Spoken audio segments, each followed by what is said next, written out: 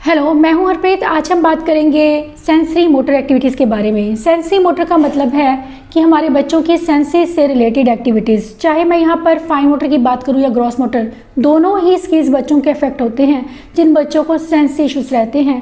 किस तरह से घर पर हम थेरेपी दे सकते हैं बच्चों को उनके ग्रॉस मोटर स्किल्स पर काम करने के लिए और उनके फाइन मोटर स्किल्स को इम्प्रूव करने के लिए, क्योंकि सेंसरी के साथ में जब बच्चों को थेरेपी देते हैं तो बच्चों में इम्प्रूवमेंट डेफिनेटली आती है और ये बहुत ज़रूरी स्किल्स होते हैं जो आगे चलकर बच्चों की लर्निंग को बहुत अफेक्ट करते हैं। सबसे पहले मैं बात करूंगी ग्रॉस मोटर स्किल्स की। ग्रॉस मोटर स्किल्स जो हैं वो बच्चों के बहुत इंपॉर्टेंट होते हैं, लेकिन ऐसा नहीं है कि बच्चों में एबिलिटी नहीं होती है ग्रॉस मोटर स्किल्स की। उनमें एबिलिटी होती है, लेकिन कुछ ना कुछ कारण रहते हैं, कुछ ऐसे सेंस इश्यूज रहते हैं जिसकी वजह से बच्चे अपने स्किल्स को डेमोन्स्ट्रेट नहीं करते हैं, वो डरे रहते हैं। कुछ बच्चों को ग्रेविटेशनल इनसिक्योरिटी के इश्यूज होते हैं, तो बच्चे मूवमेंट नहीं करना चाहते हैं, फिजिकल मूवमेंट से घबराते हैं, हाइट से घबराते हैं, स्टेयर चढ़ने से डरते हैं। ये एक स्किल उनका फिर अफेक्ट होता है। उसके बाद मैं बात करूं अगर मैं जंपिंग की, तो कुछ बच्चों को जंपिंग के बिहेवियर्स भी होती हैं, कुछ बच्चे जंप नहीं कर पाते हैं। ये सब चीज़ें, या फिर स्टीमिंग के बिहेवियर्स, लगातार मोटर मैनरिज्म में इन्वॉल्व रहना, हम स्टीमिंग भी कहते हैं। बच्चे लगातार एक ही तरह की मूवमेंट में, फिजिकल मूवमेंट में इन्वॉल्व रहते हैं, जैसे कि हाथों को लगातार हिलाते रहना, जिसे हम हैंड फ्लैपिंग का नाम भी देते हैं, या फिर बाजुओं को घुमाते रहना, या फिर जंप करते रहना, इधर उधर मूव करते रहना। ये सब चीज़ें इसलिए बच्चे करते हैं क्योंकि वो एक ही तरह की मूवमेंट को करना पसंद करते हैं जो उन्हें पसंद है। बाकी वो नई चीज़ को ट्राई नहीं करना चाहते हैं क्योंकि उससे कहीं ना कहीं उनको डर है, या कोई उनके अपने सेंस इश्यूज़ हैं जिसकी वजह से बच्चे नई चीज़ों को सीखते नहीं हैं और उन्हीं रिपीटेटिव मूवमेंट्स को लगातार करना पसंद करते हैं। इस चीज़ का असर उनकी लर्निंग के साथ साथ उनके ग्रॉस मोटर और फाइन मोटर स्किल्स को भी इफेक्ट करता है, क्योंकि बच्चों के स्किल्स उस हिसाब से डेवलप नहीं हो पाते हैं।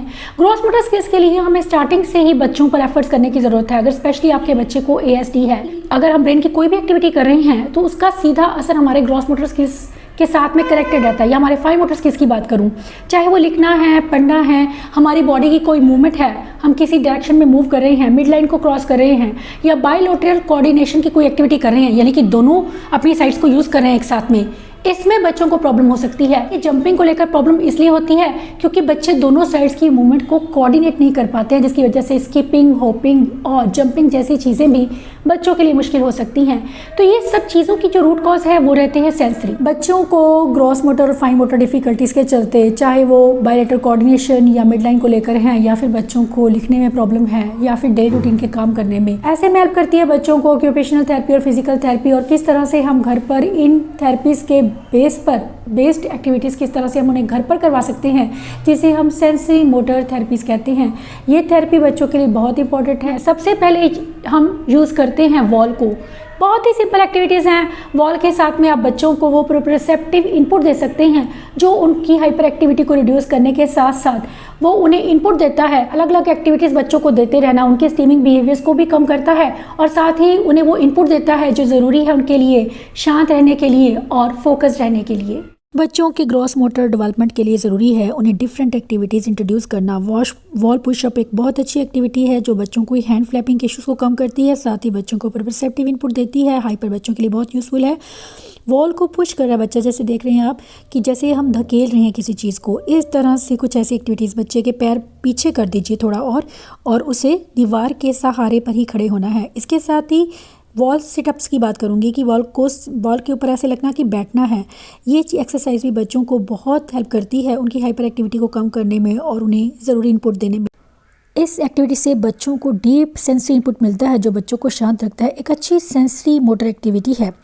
नेक्स्ट एक्टिविटी में बच्चे को टेप के ऊपर, मैंने टेप से लाइन लगाई है, बच्चे को उसके ऊपर बॉल को रोल करना है, पहले लेफ़्ट टू राइट फिर राइट टू लेफ़्ट लेकर जाना है। बच्चों के फाइन मोटर स्किल्स को इम्प्रूव करने के लिए, उनके विजुअल स्किल्स के लिए और आई हैंड कोऑर्डिनेशन के लिए एक बेहतरीन एक्टिविटी है।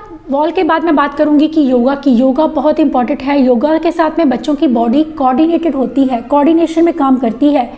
योगा के ये 2 सिंपल पोज भी अगर आप बच्चों को डेली करवाते हैं, दिन में 2 से 3 बार, तो बहुत ही यूज़फुल रहता है बच्चों के लिए। 5 मिनट के लिए, चाहे 5 से 10 मिनट के लिए करवाइए।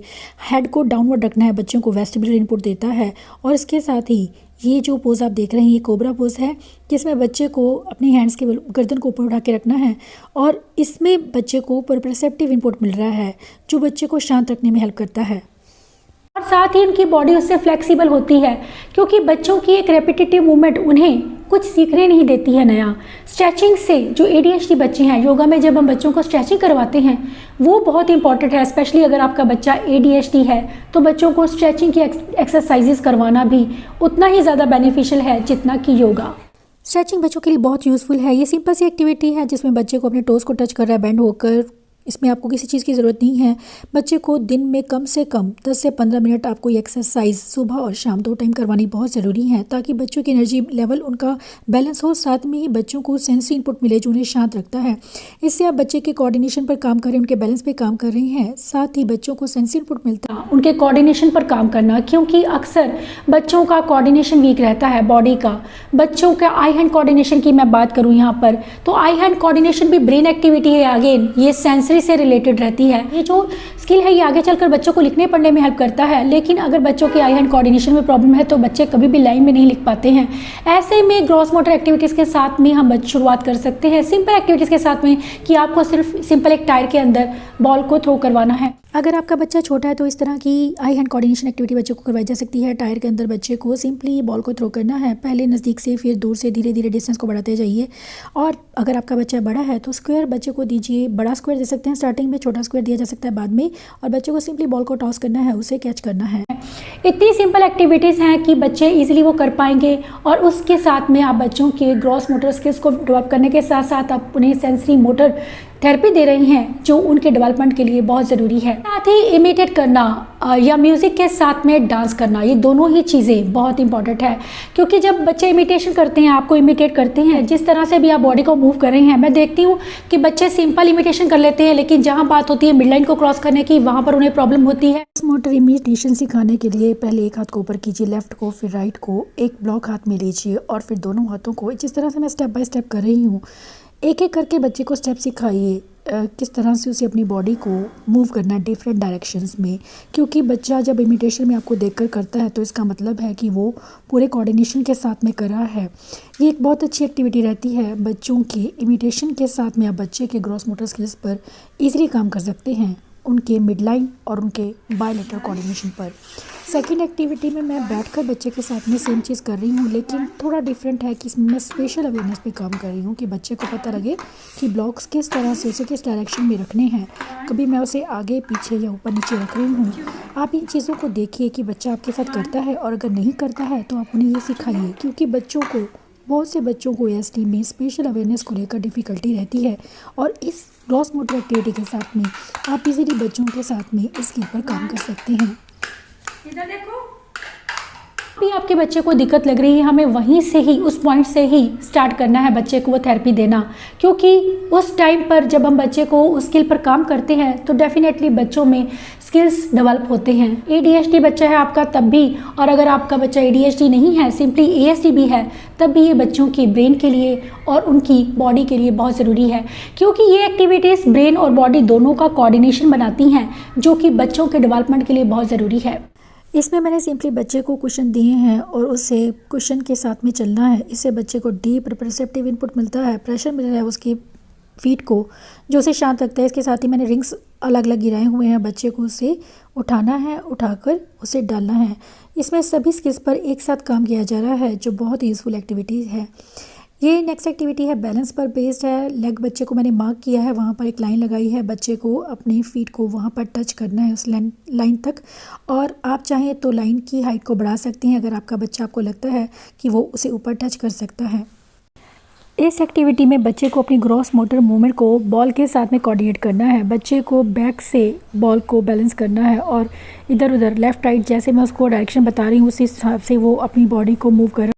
इसके साथ बच्चों को स्किपिंग, हॉपिंग या जंपिंग की एक्टिविटीज़ भी यूज़फुल रहती हैं। अगेन ये एक्टिविटी मिड लाइन पर बेस्ड है मेरी, जिसमें बच्चे को एक साइड से रिंग उठाने हैं और उसे पटकने हैं, और वो थेरेपी बॉल के ऊपर बैठा है, जिसमें बच्चे के बैलेंस पे भी काम कर रहे हैं हम।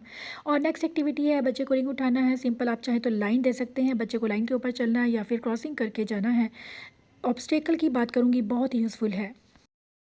अब मैं बात करूंगी जो हमारा नेक्स्ट मोटर स्किल रहता है वो है fine motor skills. Fine motor skill development का भी बच्चों पर असर पड़ता है, क्योंकि यानी कि छोटी मसल्स जो होती हैं जो हमें लिखने के लिए हेल्प करती हैं या हमें बटनिंग जिपिंग जैसे सिंपल काम करने के लिए हेल्प करती हैं, छोटी छोटी चीज़ों को पकड़ना, ये सब प्रॉब्लम्स होती हैं जिन बच्चों को ASD होता है।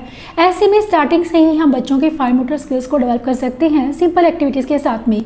आप बच्चे को स्टार्टिंग में कटिंग की एक्टिविटीज़ दीजिए, क्ले कट करने के लिए दीजिए, क्ले उसको स्क्वीज़ करते हैं या उसको प्रेस करते हैं, उससे भी बच्चों में स्किल्स डेवलप होते हैं। क्ले एक बहुत अच्छा सोर्स रहता है बच्चों की टेक्टाइल स्टिमुलेशन देने का, उन्हें शांत रखने का, क्योंकि हाइपर एक्टिव बच्चों को ये बहुत पसंद होता है।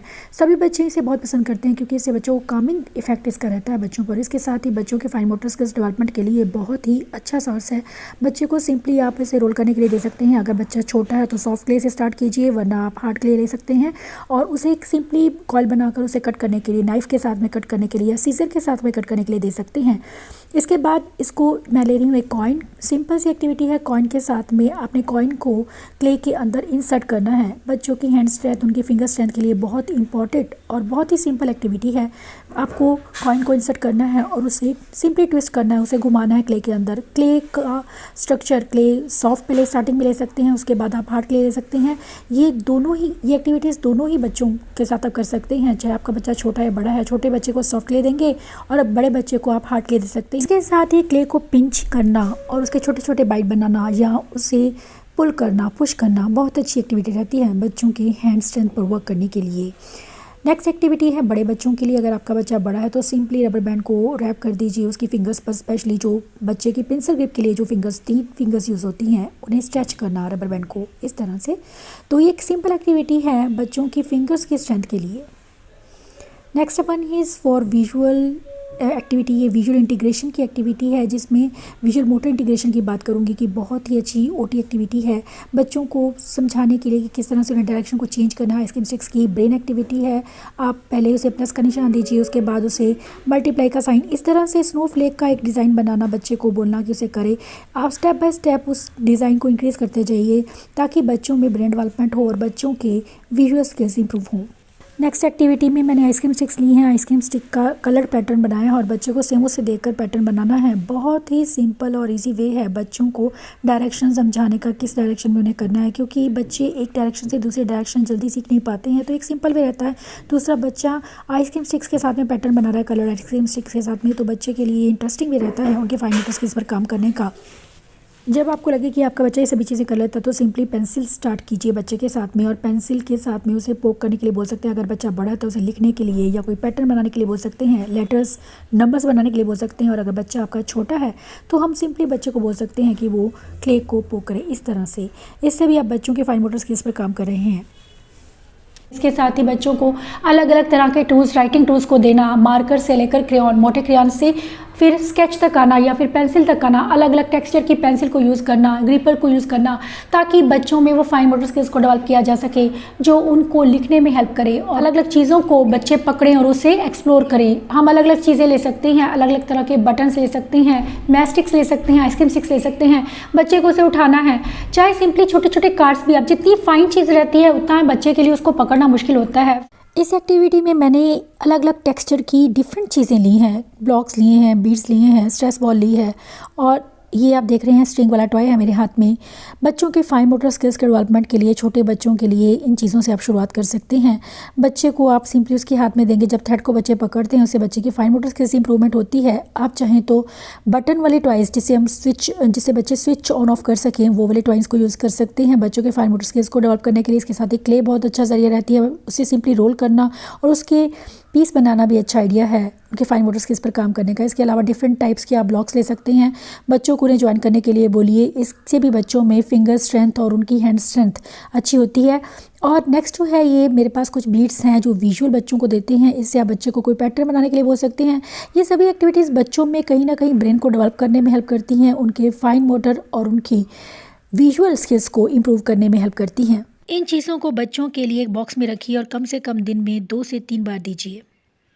बच्चों को पज़ल दी जा सकती है। आपका बच्चा छोटा है, 4 पीस की पज़ल, जितना आपके बच्चे का आपको लगता है कि कर पाए उस लेवल की आप पज़ल्स दीजिए। ये एक बहुत अच्छी एक्टिविटी है जिसमें मैं काइनेटिक सैंड को यूज़ कर रही हूँ। इसका टेक्सचर बहुत ज़्यादा कमिंग होता है बच्चों के लिए, स्पेशली अगर आपका बच्चा हाइपर एक्टिव है। आप चाहें तो शेविंग क्रीम या फिर लेंटिल्स ले सकते हैं, या फिर नॉर्मल सैंड ले सकते हैं, या फिर साट ले सकते हैं। और मैं इसमें काम कर रही हूँ बच्चे के बायलैटरल कोऑर्डिनेशन पर। 2 लाइन्स हैं और दोनों फिंगर्स को अलग अलग डायरेक्शन में सीधा लेकर जाना। ये ब्रेन एक्टिविटी है जो बच्चों के ब्रेन को डेवलप करने के साथ साथ उनके फाइन मोटर स्किल्स को इंप्रूव करती है, साथ ही उन्हें टैक्टाइल स्टिमुलेशन देती है। अलग अलग पैटर्न्स आप बच्चों को कह सकते हैं अपनी दोनों फिंगर्स के साथ को यूज़ करके उन्हें अलग अलग डायरेक्शन में लेकर जाना और एक पैटर्न बनाना। अब मैं बात करूंगी कि जो बच्चे बड़े हो जाते हैं उनके फाइन मोटर स्किल्स के डेवलपमेंट के लिए हमें क्या करना है। उनके लिए बहुत ज़रूरी है कि हम बच्चों को कुछ ऐसी चीज़ें, छोटी छोटी चीज़ों को सॉर्टिंग करना, कलर्स के अकॉर्डिंग या शेप्स या पैटर्न के अकॉर्डिंग चीज़ों को सॉर्ट करना, टेलीग्राम्स के साथ में कुछ बनाना भी बच्चों में फाइन मोटर स्किल्स को डेवलप करता है। बच्चे अक्सर उनका कंट्रोल कम रहता है अपने हाथों पर, जिन बच्चों को फाइन मोटर डिफ़िकल्टीज़ होती हैं। जिस तरह मैंने 5 ये मार्क बनाए हैं और बच्चों को बोलूँगी बच्चे को एक एक करके पहले थंब रखा, फिर उसे सेकंड फिंगर रखनी है, थर्ड फिंगर रखनी है। इस तरह से बच्चों का अपनी फिंगर्स पर कंट्रोल होता है, क्योंकि अदरवाइज़ अगर आप बच्चे को बोलते हैं कि फिंगर्स अपनी मर्ज़ी से हिलाए, आपको इमिटेट करके हिलाए, तो नहीं हिला पाते हैं। आप नोटिस कीजिएगा, इस चीज़ को ऑब्जर्व कीजिए। अगर ऐसी कोई प्रॉब्लम बच्चे को लगती है तो ये एक्सरसाइज उनके लिए बहुत बेनिफिशियल है। ये सभी एक्टिविटीज़ आपको डेफिनेटली हेल्प करेंगी घर पर ही बच्चों को सेंसरी मोटर थेरेपी देने में। Thanks for watching.